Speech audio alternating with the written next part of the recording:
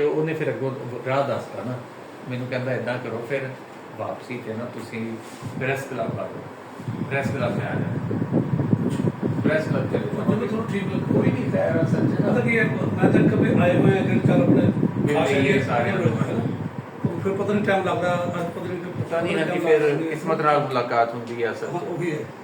ਅੱਛਾ ਇਹਨੂੰ ਜਦੋਂ ਇਹ ਉਹਦੇ ਕੋਲੇ ਅੱਜ ਕੱਲ੍ਹ ਉਹਨੇ ਆਏ ਸੀ ਨਾ ਕਿਤਾਬਾਂ ਆਈਆਂ ਸੀਗੀਆਂ 2 ਸਾਲ ਹੋ ਗਏ ਨੇ, ਉਦੋਂ ਇਹਨੇ ਮੁਦੱਸਰ ਅਕਬਾਰ ਭੱਟ ਨੇ ਇਹਨੂੰ ਕਿਤਾਬ ਭੇਟ ਕੀਤੀ ਹੋਈ, ਇਹੀ ਅੰਮ੍ਰਿਤਸਰ ਵੱਲ ਜਾਂਦਾ ਰਹੀ ਕਿ ਮੇਰੇ ਕੋਲ ਫੋਟੋ ਭੇਜੀ ਇਹਨੂੰ।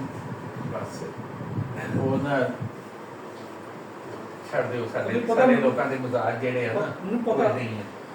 ਮੈਂ ਜਾਣਦਾ ਮਜ਼ਾਕ। ਜੇ ਨਾਲ ਦੱਸਾਂਗੇ ਨਾ ਤੇ ਉਹ ਨੂੰ ਦੱਸ ਦੇ ਕਿ ਇੱਥੇ ਪ੍ਰੋਗਰਾਮ ਹੋ ਰਿਹਾ, ਤੁਸੀਂ ਨਾ ਫੋਨ ਕਰਦੇ ਮੈਂ ਦੱਸ ਦਿੰਦਾ ਕਿ ਉੱਥੇ ਇਵੈਂਟ ਆ, ਫਿਰ ਪਹੁੰਚ ਜਾਣਾ ਸੀ। ਜਦੋਂ ਉਹਨੇ ਦੇਖਿਆ ਨਾ ਉਹ ਮਿਲਣਾ ਚਾਹੁੰਦੇ ਆ, ਫਿਰ ਘਰ ਬਾਬਾ ਨਜ਼ੂਮੀ ਬਸ ਉਹ ਸਾਰੇ ਦੋਸਤਾਂ ਦਾ ਨਾ।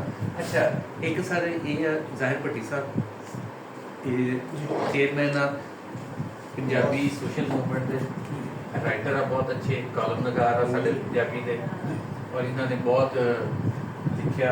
ਇਹਨਾਂ ਦੀ ਕਿਤਾਬ ਹਰਫੇ ਜ਼ਾਹਿਰ ਜਿਹੜੀ ਆ ਬੜੀ ਮਸ਼ਹੂਰ ਆ ਕਾਲਮਾਂ ਦੀ। ਇਹ ਸਾਡੇ ਭਾਈ ਵੀ ਆ ਵੱਡੇ ਅਸਲ ਗੱਲ ਇਹਨਾਂ ਦੇ ਸ਼ਫਕਤ ਤਾਂ ਜੀ ਕਿਤੇ ਵੱਡੇ ਛੋਟੇ ਛੋਟੇ ਵੱਡੇ ਨੂੰ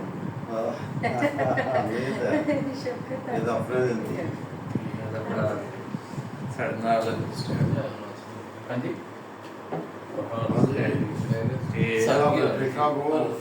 ਅੱਛਾ ਸਰ ਇਹ ਦੱਸ ਦਿਓ ਬਾਕੀ ਫਿਰ ਨਾ ਚੇਤਾ ਨਾ ਭੁੱਲ ਜਾਵੇ ਕਿ ਜਿਹੜੀ ਸਾਡੇ ਭਵਨ ਦੇ ਮਾਰਗ ਆ ਇਹ ਤੁਸੀਂ ਕਿੰਨੇ ਕੁ 5-7 ਪੈਕ ਕਰ ਦਈਏ ਲੈ ਜਾਓਗੇ ਨਾਲ? ਮੇਰੇ ਹਿਸਾਬ ਨਾਲ 1-2